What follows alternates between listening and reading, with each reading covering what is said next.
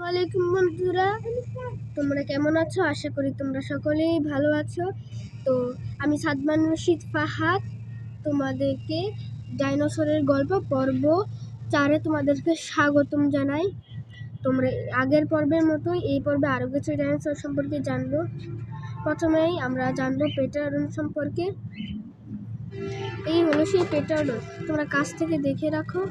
এই হলো সেই পেটারন যারা নিমিষের মধ্যেই অনেক ভারী ভারী ডাইনোসর তুলতে পারত এবং এরা আকাশে উড়ে বেড়াতো। এর থেকে পাখির উৎপত্তি। দেখতে পাচ্ছ ডাইনোসরটা কিরকম। তারপরে আমরা জানবো পিথোপসোরাস সম্পর্কে। এই হলো সেই পিথোপসোরাস, দেখতেই পাচ্ছ যে পিথোপসোরাস কিরকম দেখতে হয়। এর মাথার মধ্যে একটা বড় পাথর থাকে, যার মাধ্যমে সে বড় বড় স্থাপনা সহ বড় বড় বিল্ডিং ভেঙে ফেলতে পারতো যদি সে সময় বিল্ডিং থাকতো।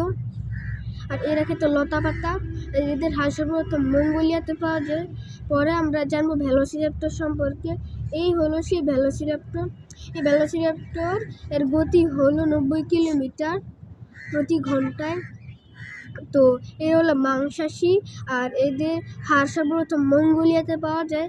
তো আজকের এই ভিডিও এতটুকু পর্যন্ত থাক। ভিডিও ভালো লাগলে লাইক সাবস্ক্রাইব করো। Bye bye.